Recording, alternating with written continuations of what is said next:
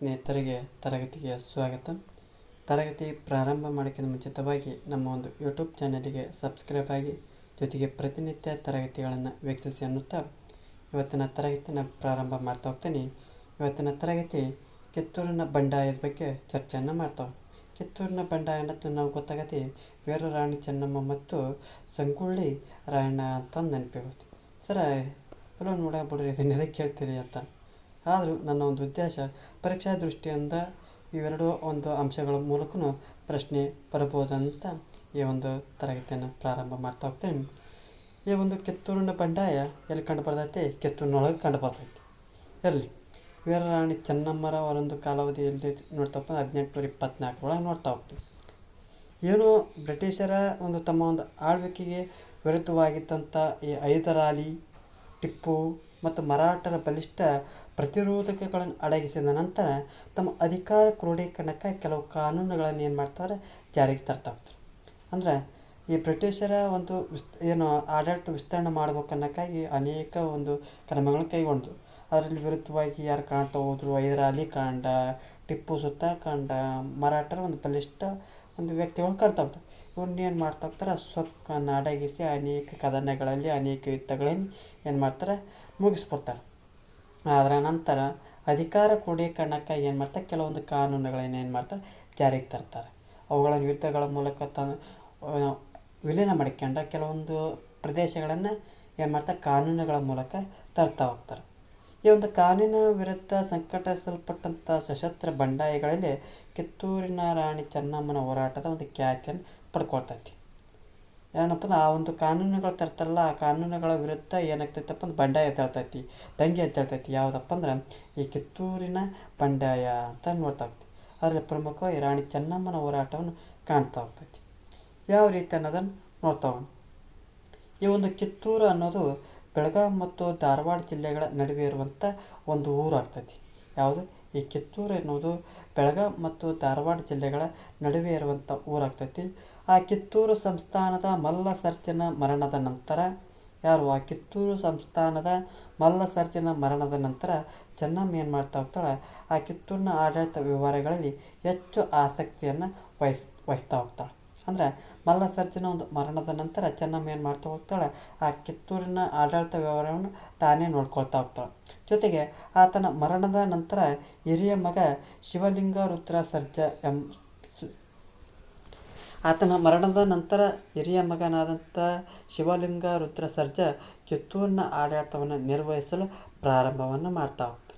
ಆದರೆ ಆತನ ಒಂದು ದೈಹಿಕ ಪರಿಸ್ಥಿತಿಗಳಿಂದಾಗಿ ಚೆನ್ನಮ್ಮ ನಿಜವಾದ ಆಡಳಿತಗಾರಳಾಗಿ ಜವಾಬ್ದಾರಿನ ನಿರ್ವಹಿಸ್ತಾ ಹೋಗ್ತಾಳೆ. ಯಾಕಪ್ಪ ಅಂದ್ರೆ ಶಿವಲಿಂಗ ರುದ್ರ ಸರ್ಜ ದೈಹಿಕ ಒಂದು ಪರಿಸ್ಥಿತಿ ಚೆನ್ನಾಗಿರೋಂಗ, ಹಾಗಾಗಿ ಏನು ಮಾಡ್ತಾ ಹೋಗ್ತಾಳೆ, ಆ ಚೆನ್ನಮ್ಮ ನಿಜವಾದ ಆಡಳಿತಗಾರಳಾಗಿ ಜವಾಬ್ದಾರಿಯನ್ನು ನಿರ್ವಹಣೆಯನ್ನು ಮಾಡ್ತಾ ಹೋಗ್ತಾಳೆ.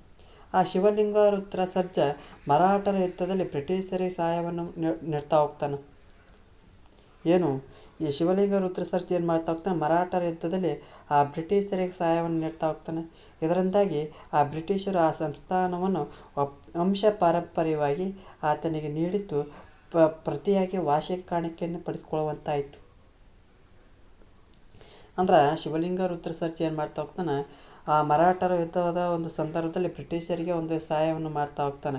ಇದರಿಂದಾಗಿ ಆ ಬ್ರಿಟಿಷರು ಏನು ಮಾಡ್ತಾ ಹೋಗ್ತಾರೆ, ಆ ಸಂಸ್ಥಾನವನ್ನು ವಿಲೀನ ಮಾಡಿಕೊಳ್ಳದೆ ವಂಶ ಪಾರಂಪರ್ಯವಾಗಿ ಏನು ಮಾಡ್ತಾಯಿತ್ತು, ವಾರ್ಷಿಕ ಕಾಣಿಕೆ ಅಂದರೆ ಕಪ್ಪ ಕಾಣಿಕೆಯನ್ನು ಇಸ್ಕೊತಾ ಇತ್ತು. ಈ ಒಪ್ಪಂದ ಯಾರ ನಡುವೆ ಇತ್ತಪ್ಪ ಅಂದ್ರೆ ಥಾಮಸ್ ಮನ್ರೋನ ಕಾಲದಲ್ಲಿ ಜಾರಿಗೊಳಿಸಲ್ಪಟ್ಟಿತ್ತು. ಯಾರ ಅವಧಿಯೊಳಗೆ? ಥಾಮಸ್ ಮನ್ರೋನ ಅವಧಿಯೊಳಗೆ. ನಂತರದಲ್ಲಿ ಶಿವಲಿಂಗ ರುದ್ರ ಸರ್ಜನ ಮರಣದ ನಂತರ ಶಿವಲಿಂಗಪ್ಪ ಎಂಬ ಹುಡುಗನನ್ನು ದತ್ತು ಪಡೆದು ಚೆನ್ನಮ್ಮ ಏನು ಮಾಡ್ತಾ ಹೋಗ್ತಾಳೆ, ಆಡಳಿತ ನಿರ್ವಹಿಸಲು ಪ್ರಾರಂಭ ಮಾಡ್ತಾ ಹೋಗ್ತಾಳೆ. ಯಾರು? ಶಿವಲಿಂಗ ರುದ್ರ ಸರ್ಜನ ಮರಣದ ನಂತರ ಶಿವಲಿಂಗಪ್ಪ ಅನ್ನೋ ಒಂದು ಹುಡುಗನ ಏನು ಮಾಡ್ತಾ ಹೋಗ್ತಾಳೆ, ಚೆನ್ನಮ್ಮ ದತ್ತು ಪಡೆದು ಆಡಳಿತವನ್ನು ನಿರ್ವಹಣೆ ಮಾಡ್ತಾ ಹೋಗ್ತಾಳೆ. ಠಾಕ್ರೆ ಆಗಿನ ಧಾರವಾಡದ ಕಲೆಕ್ಟರ್ ಆಗಿರ್ತಾರೆ. ಯಾರು? ಠಾಕ್ರೆ ಆಗಿನ ಧಾರವಾಡದ ಕಲೆಕ್ಟರ್ ಮತ್ತು ಪೊಲಿಟಿಕಲ್ ಏಜೆಂಟ್ ಆಗಿತ್ತು. ಯಾರು? ಠಾಕ್ರೆ. ಜೊತೆಗೆ ಅವನ ಬಾಂಬೆಯ ಗವರ್ನರಿಗೆ ದತ್ತಕದ ಬಗ್ಗೆ ವರದಿಯನ್ನು ಸಲ್ಲಿಸಿ ಮತ್ತು ಮಕ್ಕಳಿಗೆ ಹಕ್ಕನ್ನು ನೀಡುವುದನ್ನು ನಿರಾಕರಿಸಿ ಕಿತ್ತೂರಿನ ಆಡಳಿತವನ್ನು ವಶಪಡಿಸಿಕೊಳ್ಳಲು ಯತ್ನಿಸಿದನು. ದತ್ತಕದ ಬಗ್ಗೆ ವರದಿ ಅಂದ್ರೆ ದತ್ತು ಮಕ್ಕಳಿಗೆ ವಕೀಲ ಎಂಬ ಒಂದು ಏನದು ಕಾನೂನು ಜಾರಿ ತಂತಲ್ಲ, ಅದ್ರ ಬಗ್ಗೆ ಹೇಳಿ ಆ ಒಂದು ಮಕ್ಕಳಿಗೆ ಹಕ್ಕನ್ನು ನಿರಾಕರಿಸಿ ಆ ಕಿತ್ತೂರಿನ ಆಡಳಿತವನ್ನು ಏನು ಮಾಡಬೇಕು, ವಶಪಡಿಸ್ಕೊಳ್ಬೇಕು ಅಂತಂದು ಯತ್ನಿಸ್ತಾ ಹೋಗ್ತಾರೆ. ಆ ಕಿತ್ತೂರಿನ ಖಜಾನೆ, ಕೋಟೆ, ಕೊತ್ತಲಗಳ ಸುಪರ್ತಿಯನ್ನು ತನ್ನ ವಶಕ್ಕೆ ತೆಗೆದುಕೊಳ್ತಾ ಹೋಗ್ತಾನೆ. ಏನು ಯಾವಾಗ ಈ ಒಂದು ವಶಪಡಿಸಿಕೊಳ್ಳೋ ಆಗೋದಿಲ್ಲೋ ಅವಾಗ ಏನು ಮಾಡ್ತಾ ಹೋಗ್ತಾನೆ, ಕಿತ್ತೂರಿನ ಖಜಾನೆಯನ್ನು, ಕೋಟೆ ಕೊತ್ತಲಗಳ ಸುಪರ್ತಿಯನ್ನು ತನ್ನ ವಶಕ್ಕೆ ತೆಗೆದುಕೊಳ್ತಾ ಹೋಗ್ತಾನೆ. ಚೆನ್ನಮ್ಮ ಈ ತ್ಯಾಕರಿ ಈ ಪ್ರಯತ್ನಗಳನ್ನು ವಿಫಲಗೊಳಿಸಲು ಯುದ್ಧವನ್ನು ಅನಿವಾರ್ಯ ಅಂತಂದು ತಿಳ್ಕೊಳ್ತಾಳೆ. ಬ್ರಿಟಿಷರು ತಮ್ಮ ಒಂದು ಸೈನ್ಯವನ್ನು ಸಿದ್ಧ ಮಾಡಲು ಆರಂಭ ಮಾಡ್ತಾ ಹೋಗ್ತಾರೆ. ಕಿತ್ತೂರಿನ ಸೈನ್ಯ ಮತ್ತು ಬ್ರಿಟಿಷ್ ಸೈನ್ಯದ ಮೇಲೆ ದಾಳಿ ಮಾಡ್ತಾ ಹೋಗ್ತೈತಿ. ಈ ದಾಳಿಯಲ್ಲಿ ತ್ಯಾಕರೆ ಗುಂಡೇಟಿಗೆ ಏನಾಗ್ತಾನೆ, ಬಲಿ ಆಗ್ತಾ ಹೋಗ್ತಾನೆ. ಅನೇಕ ಬ್ರಿಟಿಷ್ ಸೈನಿಕರನ್ನು ಏನು ಮಾಡ್ತಾ ಹೋಗ್ತಾರೆ, ಸೆರೆಮನೆಗೆ ದೂಡ್ತಾ ಹೋಗ್ತಾರೆ. ಮತ್ತು ಇಲ್ಲಿಗೆ ಸುಮ್ಮನೆ ಆಗಲ್ಲ. ಯಾರು ಬ್ರಿಟಿಷರು ಕಿತ್ತೂರನ್ನು ವಶಪಡಿಸಿಕೊಳ್ಳಲೇಬೇಕೆಂಬ ದೃಢ ನಿರ್ಧಾರದಿಂದ ಬ್ರಿಟಿಷರು ಏನು ಮಾಡ್ತಾ ಹೋಗ್ತಾರೆ, ಮತ್ತಷ್ಟು ತಯಾರಿ ನಡೆಸ್ತಾರೆ. ಮತ್ತು ಅವಾಗ ಯಾರು ನೇತೃತ್ವ ವಹಿಸ್ಕೊತಾರೆ, ಕರ್ನಲ್ ಡೀಕ್ನ ನೇತೃತ್ವದಲ್ಲಿ ಬ್ರಿಟಿಷ್ ಸೈನ್ಯ ಕಿತ್ತೂರಿಗೆ ಮುತ್ತಿಗೆ ಆಗ್ತಾ ಹೋಗ್ತೈತಿ. ಆ ಸೈನಿಕರು ವೀರಾವೇಶದಿಂದ ಹೋರಾಡ್ತಾ ಹೋಗ್ತಾರೆ. ಆ ಬ್ರಿಟಿಷರ ಸೈನ್ಯದಿಂದ ತಪ್ಪಿಸಿಕೊಂಡ ಚೆನ್ನಮ್ಮನನ್ನು ಏನು ಮಾಡ್ತಾ ಹೋಗ್ತಾರೆ, ಸೆರೆ ಹಿಡಿತಾ ಹೋಗ್ತಾರೆ. ಆ ಮಾತ್ರ ಏನಾಗ್ತೈತಿ, ಕಿತ್ತೂರು ಬ್ರಿಟಿಷರ ವಶವಾಗ್ತಾ ಹೋಗ್ತೈತಿ.